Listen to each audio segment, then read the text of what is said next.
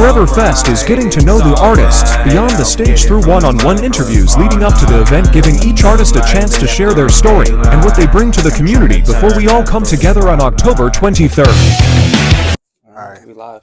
Today is about getting to know you, hearing your story, and learning more about your journey as an artist. So for those who don't know you yet, introduce yourself, tell us who you are, what you do, and what inspired you to pursue music. Sure.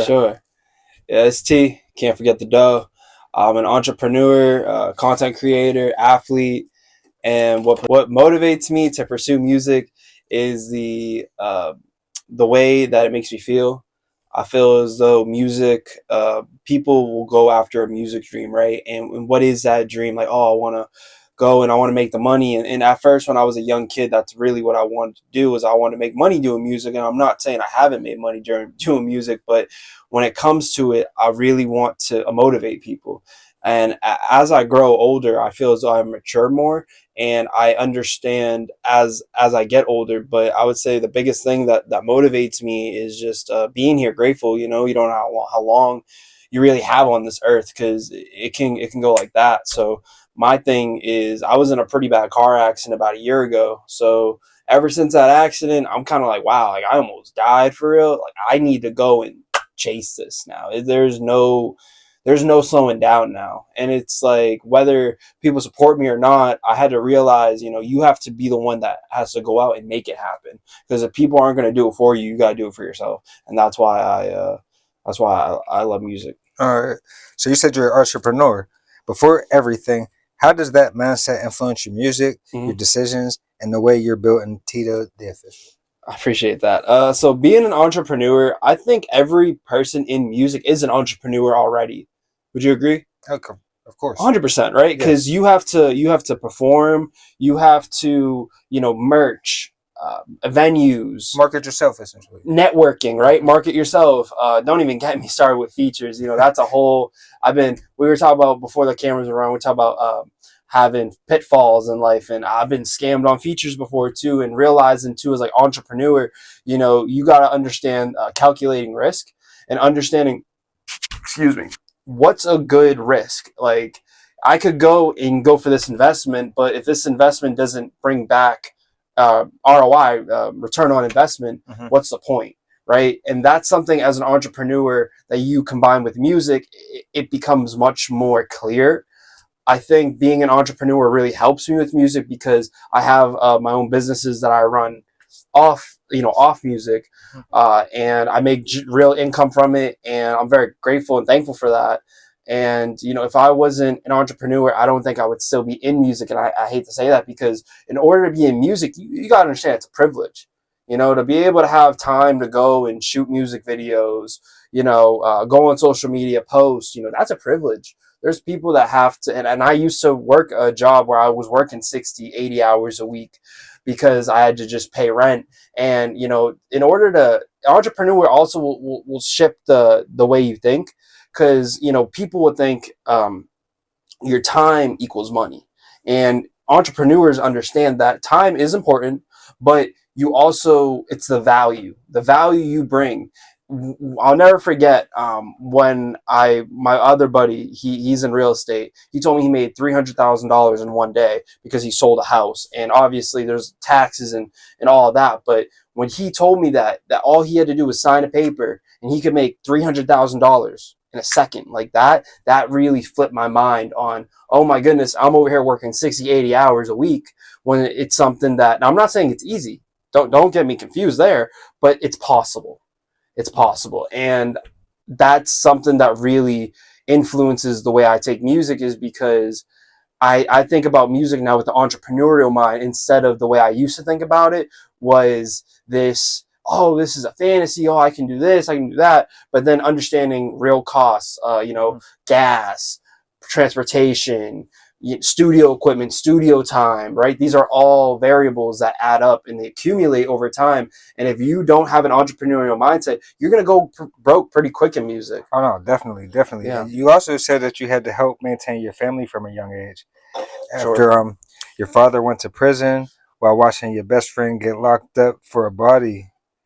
How did those experiences shape the way you look at life and responsibility? The way I look at it is, those are very true facts.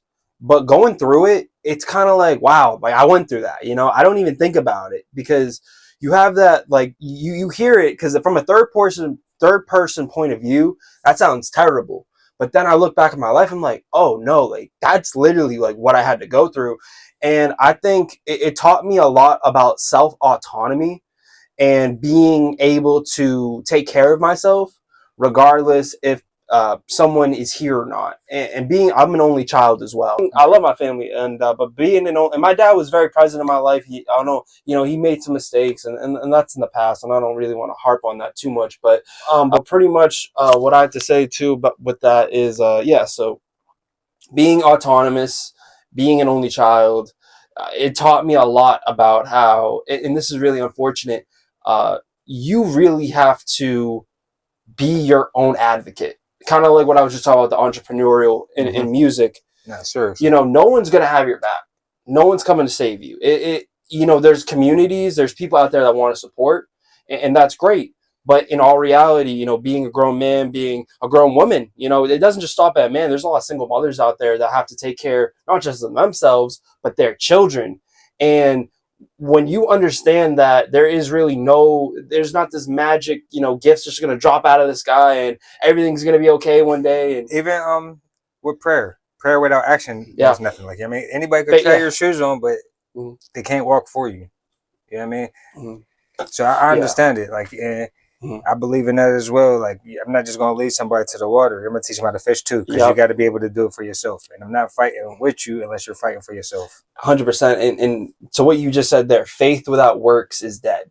That's that's not an exact quote from the Bible. I try not to quote the Bible because the Bible is a very, very important book that I try not to quote. But I know a lot about the Bible, but I don't know exactly. Because the thing is, the Bible has words. If you say them wrong, it can misinterpret the whole meaning. Mm-hmm. And I don't want to do that. But from what I understand, from my perception, yes, you reap what you sow, and faith without works is dead. Meaning what you just said, you can't pray and expect a change if you don't be the catalyst to that change. You got to also be a good person. You also got to put in good action and works. You reap what you sow. You can't just be sitting. Some people may assume you come from a privilege because you attended Catholic schools and went to college on a scholarship.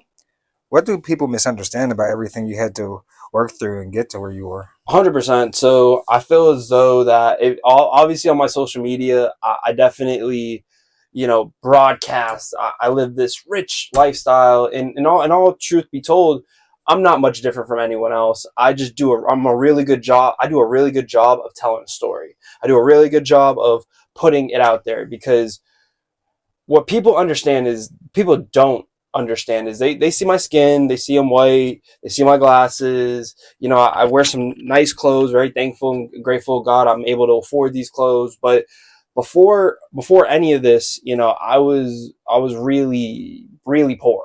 And I'm talking like ice bucket challenge, like showers, because we didn't have hot water growing up. So what we would do is, you ever heard the ice bucket challenge? Oh yeah. Yeah, see, so what I used to microwave my water, put it in the bathtub. He knows. Exactly he gets it. He gets it because that's what I grew up on. Okay.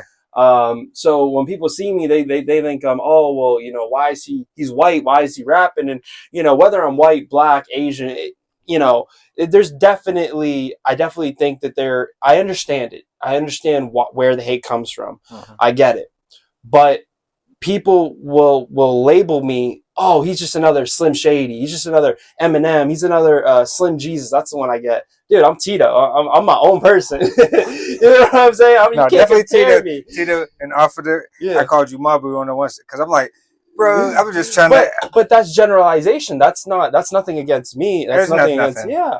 It's just generalization. And the way you responded and handled it, mm-hmm. I respected it, because it's just like, he ain't taking no type of way. I didn't mean it any type of way. No, I don't take anything. Yeah. It's opinions from what people disagree with. Yes. Has nothing to do with reality. 100%. It was never about race. It was always about the money. Yeah.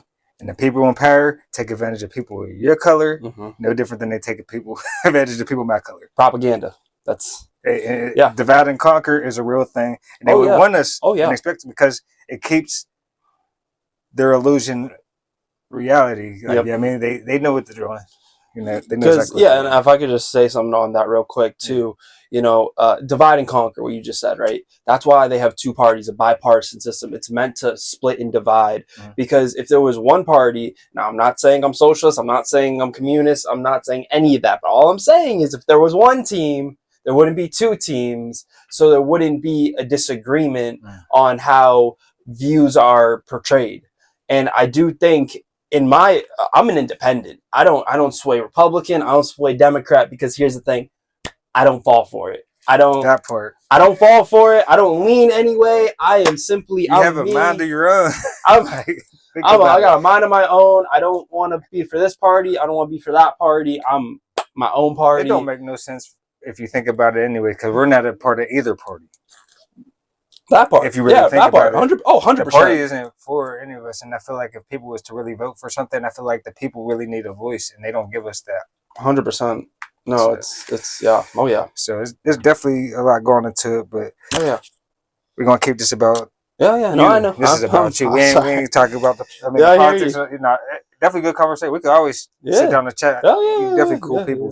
But so you use TDough official to make people laugh, while also motivating them. What do you want people to feel or learn from experiencing your content and music? I want people to see my content and be like, oh, he can do that, I can do that. You know, because I haven't even really made it yet for real. I'm grinding, you know, but I definitely know that I'm doing a lot better now than I was a couple years ago. But I've always had the vision from probably like 10, 11 years old. Like there's old videos of me on YouTube rapping on beats, and by the way, like they were ass. You know, I'm not sure if we can swear here, but they were bad. And it's like I wasn't rapping on beat, but I always loved the image of being a rapper. I always, you know, wanted to do that. But then, you know, I grew up a little bit, and I fell in love with sports. I love sports. I just ran my first marathon, Pittsburgh Marathon. Very thankful, grateful that I'm able to compete in an event like that. That is a really hard event. And how I look at it is, you know, if someone their whole life, you know, deals with hate, because I've been dealing with hate for a very long time, man. I'm not new to haters. So when I'm able to take that adversity and just transmutate it into work, into going to the gym, into, you know, stacking up my finances, being independent, being a provider for my girlfriend, you know, that's what I think Tito's all about. I want to be able to motivate people and show people too, you know, you can be a rapper and you don't have to you don't have to have promiscuous relations with multiple women, right? Correct. You can be a rapper and rap about things that are cool, you know. So like what you were just saying, like I knew I was gonna be great. I'm my mom's only son. Like that bar came from me, because like when I was born, I knew I was gonna be great. I'm my mom's only son, because that was really like that. That's how I look at it. Because my mom, I don't have brothers, I don't have sisters. Bloodline ends with me, homie. So if I don't get my shit together, my whole family's cooked. So that's kind of like where I see it, and I feel as though God put me on this earth to be a provider and to be someone great. And as I've grown into multiple different positions in my life, I've worked in nursing, I've worked in construction, I've worked in sales. Every single new position I get, I just learn more and more and more. And it just helps me understand more about what I want to be. And I know I have a pretty good idea of what I want to do now, but you know what they say, you tell God your plans, he's just going to laugh at them. So, but that's pretty much all I want Tito to do. I want people to be like, oh, okay, well, yeah. Well, if he can do it, I can do it too. Like, you know, because, yeah, they always called me dumb. They always called me the R word. And I just laugh and I just keep going. So.